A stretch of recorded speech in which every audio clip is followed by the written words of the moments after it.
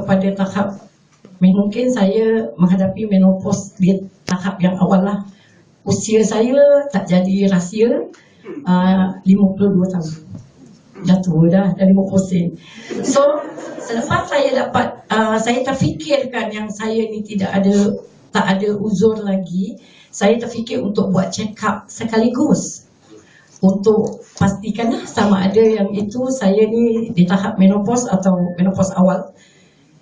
Jadi di situ mereka melakukan, maaf cakap, pap smear untuk kita mengetahuinya kan. So selepas 2 minggu saya dapat berita yang agak sedih lah.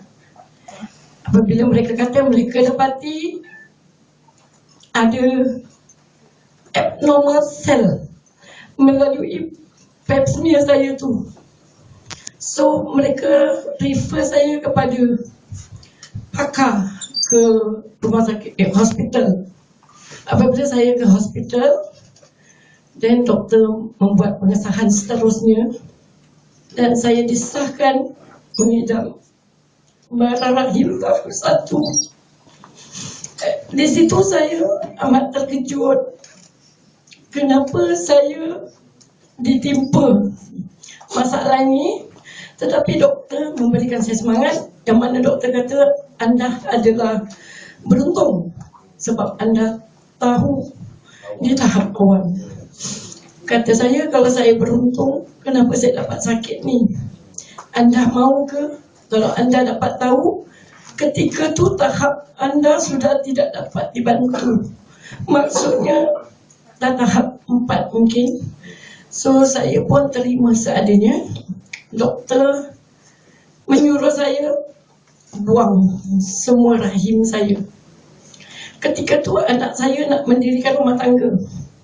So fikiran saya begitu berkecamuk. Lepas tu saya minta doktor delay untuk lambatkan, beri saya fikirkan dululah apa yang dinasihatkan oleh pakar doktor. Dia kata jangan tunggu, sebab penyakit ni adalah penyakit yang kronik, yang pastinya cepat dia merebak, tidak kira waktu. So saya kata saya tak nak, sebab anak saya nak mendirikan rumah tangga. Saya takut saya tak kuat. Saya pujuk doktor untuk lewatkan. Apabila doktor kasih saya lewatkan, saya delay agak lama, lebih kurang setahun. Anda tahu setahun tu boleh terjadi macam-macam. Tapi saya masih bernasib baik.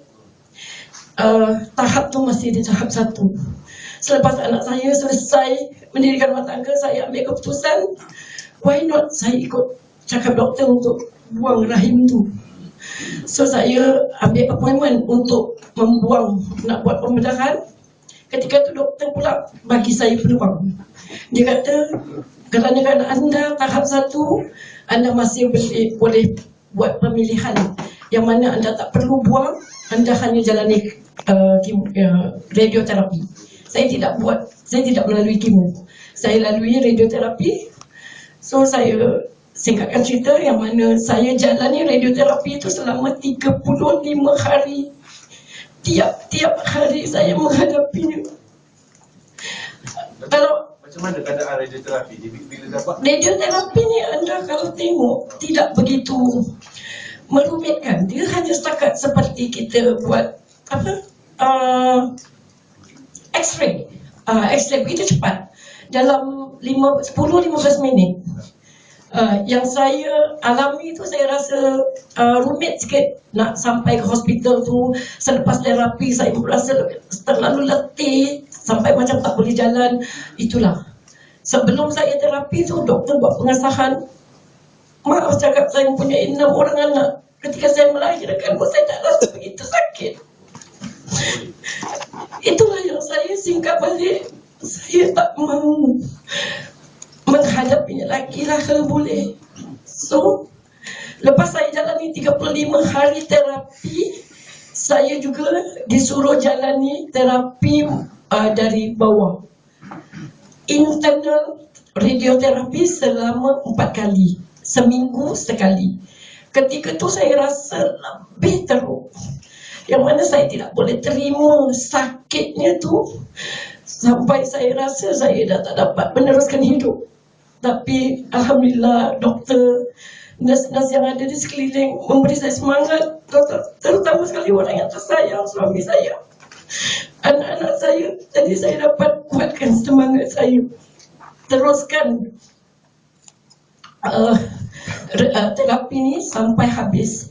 Selepas tu, macam mana saya kenal produk dari New Image ni? Saya amat berterima kasih kepada rakan saya yang baik hati, iaitu Puan Jelita, yang datang menziarahi saya, bawa satu tin, kasih saya percuma.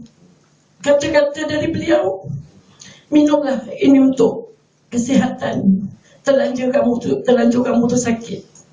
So saya just terima dengan rela hati, saya minum. Apabila saya minum, saya dapat rasa kelainan, yang mana saya menjalani radioterapi itu tidak punya ubat. Sakit kanser yang saya alami ni tidak ada ubat dari doktor. Hanya ketika jalani radioterapi, mereka jab untuk tahan sakit. Tidak ada ubat untuk kita konsum. So saya minum susu ni. Selepas satu tin tu habis saya minum, saya rasa lebih bertenaga, lebih sihat. Saya dapat menguruskan rumah tangga saya, anak-anak saya, suami saya. So saya rasa why not saya teruskan. So saya teruskan. Setelah saya minum 6 tin, saya begitu terkejut apabila saya dapat surat dari pihak hospital mengesahkan tiada kanser. Itu amat menakjubkan. Kemudian doktor suruh saya buat pengesahan lagi untuk dia tengok daripada pintu rahim kita. Alhamdulillah, apa yang saya dapat, berita dari doktor, dia mengesahkan begitu excellent result, begitu clean. Yes. So untuk pengetahuan anda, saya bawa susu Alpha Lipid Lifeline ni untuk bertanya kepada doktor. Saya tunjukkan kepada doktor, inilah yang saya minum selama saya sakit ni. Doktor kata ini adalah suplemen kesihatan, anda boleh teruskan. Jadi why not, saya tanpa berlengah dan ragu-ragu, saya teruskan minum hingga ke hari ini. Malahan saya minum pagi dan malam. Satu kali minum 250 ml air, saya letak 2 scoop. Jadi apabila saya teruskan minum, saya bertambah begitu yakin untuk diri saya mengenalkan kepada insan lain yang sakit, terutama sekali sakit marah. Jadi saya tak takut untuk bercerita, berkongsi pengalaman, kerananya saya yang merasa saya minum. Saya bukan dengan cerita dari orang lain. So bagi anda yang ada masalah yang sama, anda jangan ragu-ragu dan teruskan. Dan saya mohon, apa yang saya rasa, kesedihan yang saya alami, kenapa tidak kita bantu insan lain yang memerlukan.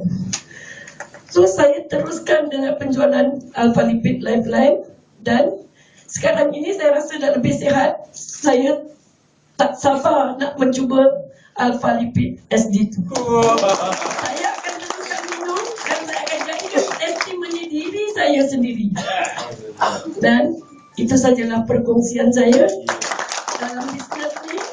Saya akan teruskan untuk menjadi pendapatan. Alhamdulillah, walaupun saya sakit, walaupun saya ada 6 orang anak yang masih saya perlukan, saya, suami saya, dengan secara tak langsung saya